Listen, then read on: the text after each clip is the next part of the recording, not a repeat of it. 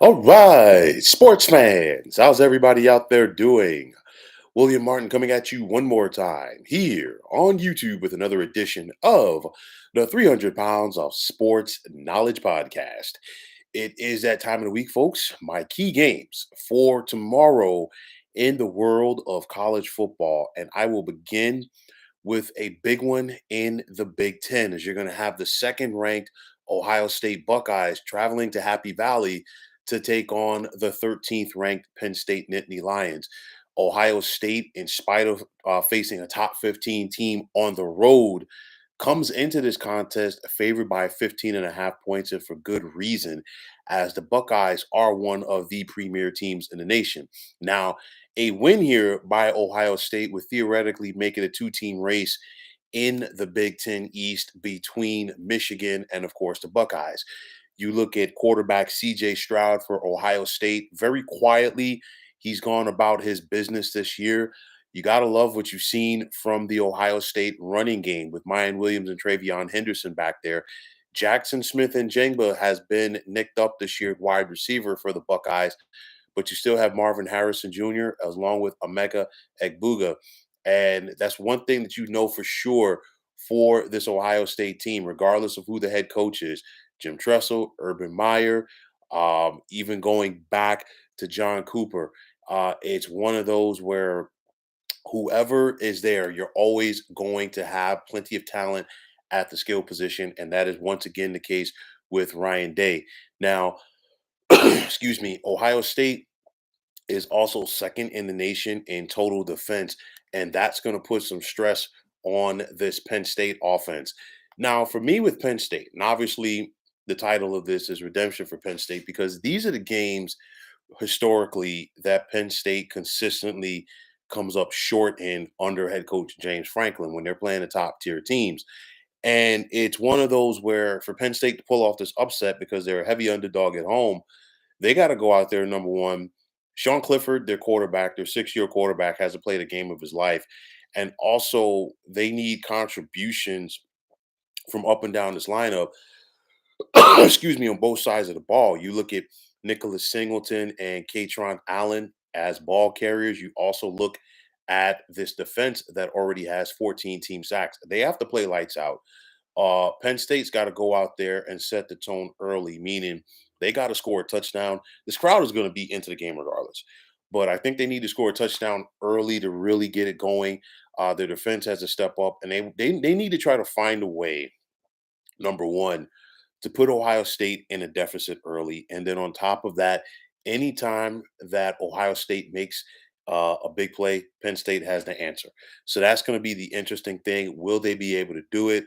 I'm not sure. And because of that, I'm going to take Ohio State on the road by the score of 41-27. Now you're going to have Notre Dame making the trek to Central New York to take on the 16th ranked Syracuse Orange.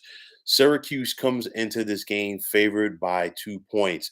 And for me, the biggest question for the Orange, how are they going to respond after last week's tough loss to Clemson? Syracuse showed last week against Clemson that they're for real. But the bottom line is you got to find a way to bounce back. Syracuse already has the number 13 defense in the country. They flexed those muscles at times last week against Clemson to show that they are for real. And they want to try to find a way to put some clamps, or put the clamps rather, on this Notre Dame attack.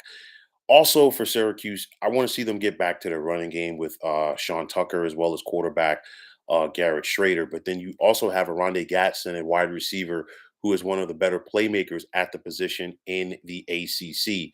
Now, on the flip side for the Irish, will they be able to keep the momentum going? After starting the season 0-2, they've won 4 out of their last 5 with Drew Pine at quarterback. And I think for Notre Dame to go out there and get the road win tomorrow afternoon, they want to rely on their playmakers on both sides of the ball. Tight end Michael Meyer is going to be one of the first tight ends drafted next spring in the NFL draft.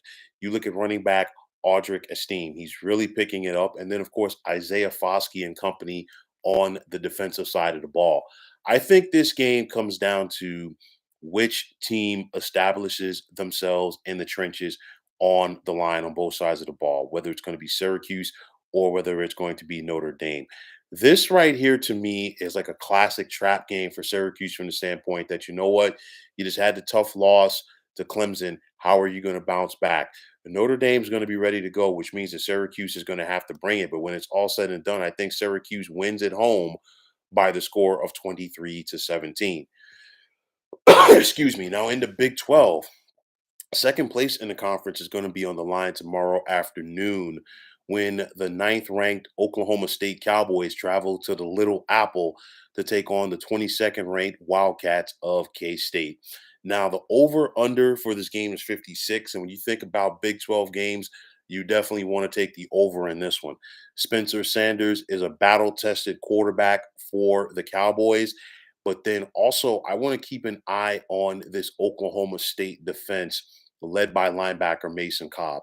You think about it with running back Deuce Vaughn and quarterback Adrian Martinez, they're one of the best 1-2 combos in the Big 12, and K State will definitely lean on them to get that win tomorrow.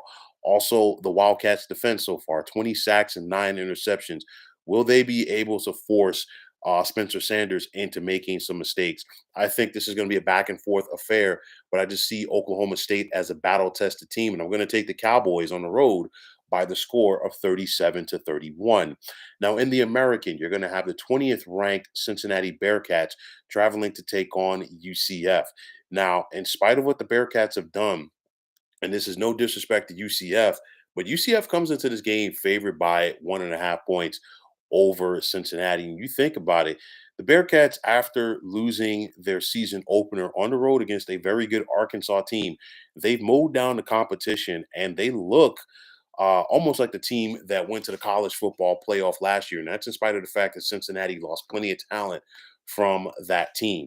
One thing is for sure, I love what this Bearcats team is doing defensively, led by linebacker Ivan Pace Jr. He already has 8 of Cincinnati's 29 team sacks. Also, the Bearcats have forced 7 interceptions, so they get after you defensively. And it's going to be interesting if they're going to be able to slow down this UCF offense and quarterback John Reese Plumlee. On the flip side, for Cincinnati on offense, keep an eye on quarterback Ben Bryant, as well as running back Charles McClellan and wide receiver Tyler Scott. Again, Cincinnati is the underdog in this contest, and I'm going to take the Bearcats to win big tomorrow by the score of 44-23. Now, it's a big one tomorrow night in the SEC East, as you're going to have the 19th ranked Kentucky Wildcats traveling to Neyland to take on the third ranked Tennessee Vols. Now, Tennessee comes into this contest favored by 12 points, and for good reason. They're looking to make it 4 out of 5 against Kentucky. You look at the way the quarterback Hendon Hooker is playing. He's definitely going to get an invite to New York for the Heisman if he keeps this up. Jalen Hyatt is one of the better wide receivers in the country, and Tennessee has plenty of momentum after beating Alabama a couple of weeks ago. Now, Kentucky will counter with the 14th ranked defense in the nation. And of course, you have a battle tested Will Levis at quarterback along with Chris Rodriguez carrying the football, but it's not going to be enough. Tennessee is just that good, and I'm going to take the Vols by the score of 41-24. Excuse me. And finishing up in the SEC West, you're going to have the 15th ranked Rebels of Ole Miss traveling to College Station to take on the Aggies of Texas A&M. Now, Ole Miss comes into this contest favored by 2 points, and I really want to see how the Rebels and Lane Kiffin are going to respond after suffering their first loss of the season last week to LSU. Remember, Ole Miss got off to the strong start, and then LSU came back, and the Rebels were never able to recover. So for Ole Miss to end their losing streak at just one game, they got to go out there and rely on their powerful running game and use their speed with Quinson Judkins as well as Zach Evans to open things up for quarterback Jackson Dart. And speaking of Jackson Dart, this is going to be another hostile environment that he's going to be playing in. But what he has to do is to play within the realm of the offense, not try to do too much and not try to go out there and play hero ball. Now, Ole Miss last week gave up a ton of points to LSU, but their defense might get a reprieve tomorrow night. Why? Because you're talking about a very stagnant A&M offense that heads into this contest ranked 108th in the nation in total offense. Haynes King at quarterback, what is he going to do? Devon Achane, can they get the running game going and really open things up for him? We know about the suspensions for A&M. We also know about the injuries, and this team is also on a three-game losing streak, which means that head coach Jimbo Fisher is not the most popular guy right now in College Station. The fans are going to be there to support this team. But the bottom line is A&M has to, number one, set the tone, and if they get behind, they got to find a way to respond quick to keep the crowd engaged in this game. Ole Miss is the better team. A&M probably is a more talented team. But with that said, I'm going to take Ole Miss on the road tomorrow night by the score of 34-23. So, folks, those are my key games for this Saturday in the world of college football. And as always, I want to take this time out to thank you for tuning into the 300 Pounds of Sports Knowledge podcast here on YouTube. I want to take this time out to thank all of you fine folks out there for tuning in. And if you like what you saw and heard tonight, please feel free to like this podcast as well as subscribing to this channel. Now, if you're on Twitter, please feel free to follow me at 300 Pounds of Sports. And like I always say, if you follow me, it will be my pleasure to follow you right back. There's also the sports discussion group on Facebook at the Sports Depot 365. You can check it out, drop a line, and be a part of one of the better sports debating sites going on social media. So, once again, fine folks, my name is William Martin. I am signing off, saying take care and have yourselves a wonderful day.